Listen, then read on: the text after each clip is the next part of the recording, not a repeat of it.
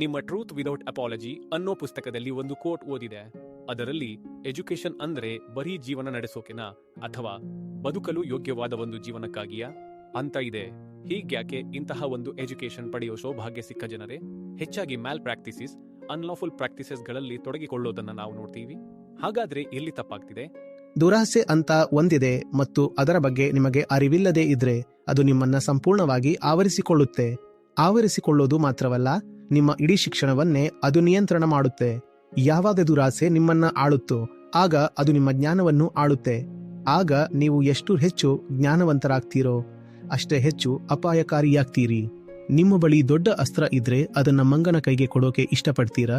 ಅಪಾರವಾದ ಜ್ಞಾನ, ಟೆಕ್ನಾಲಜಿ ಅಥವಾ ಕ್ಯಾಪಿಟಲ್ ಹೊಂದಿದ್ದು ಆದ್ರೆ ಸೆಲ್ಫ್ ನಾಲೆಜ್ ಇಲ್ಲದವರ ಪರಿಸ್ಥಿತಿಯೂ ಇದೇನೆ. ಹಾಗಾಗಿ ಆ ಮಂಗನ ಕೈಯಲ್ಲಿ ಒಂದು ನ್ಯೂಕ್ಲಿಯರ್ ಟಿಪ್ಡ್ ಮಿಸೈಲ್, ದೊಡ್ಡ $1 ಬಿಲಿಯನ್ ಬ್ಯಾಂಕ್ ಬ್ಯಾಲೆನ್ಸ್ ಮತ್ತೆ ಐವಿ ಲೀಗ್ ಯೂನಿವರ್ಸಿಟಿಗಳಿಂದ ಪಡೆದ 2 PhDಗಳಿವೆ. ಇವನೇ ಆ ಮಂಗ.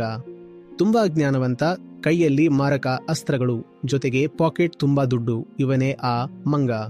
ಅವನ ಹತ್ರ ಎಲ್ಲವೂ ಇದೆ. ನಾನು ಮಾತಾಡ್ತಿರೋ ಆ ಮಂಗ ಯಾರಂತ ನಿಮ್ಗೆ ಗೊತ್ತಾಗ್ತಿದೆಯಲ್ವಾ?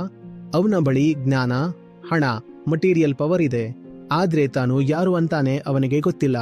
ಅದಕ್ಕಾಗಿಯೇ ಅವನು ಎಲ್ಲವನ್ನೂ ತನ್ನದೇ ವಿನಾಶಕ್ಕೆ ಬಳಸಿಕೊಳ್ತಾನೆ. ಹಾಗಾಗಿ 2 ರೀತಿಯ ಎಜುಕೇಶನ್ ನಮಗೆ ಅಗತ್ಯವಿದೆ. ಒಂದು ಆಬ್ಜೆಕ್ಟಿವ್ ಜಗತ್ತಿನ ಎಜುಕೇಶನ್, ಇನ್ನೊಂದು ಸಬ್ಜೆಕ್ಟಿವ್ ಆತ್ಮಜ್ಞಾನ. ಮೊದಲನೇ ರೀತಿಯ ಎಜುಕೇಶನ್ ಅನ್ನ ನಾವು ನಮ್ಮ ಮಕ್ಕಳಿಗೆ ಮತ್ತು ಯುವಕರಿಗೆ ಕೊಡ್ತಿದ್ದೀವಿ. ಆದ್ರೆ ಎರಡನೇ ರೀತಿಯ ಎಜುಕೇಶನ್ನ ಕೊರತೆ ಬಹಳಷ್ಟಿದೆ.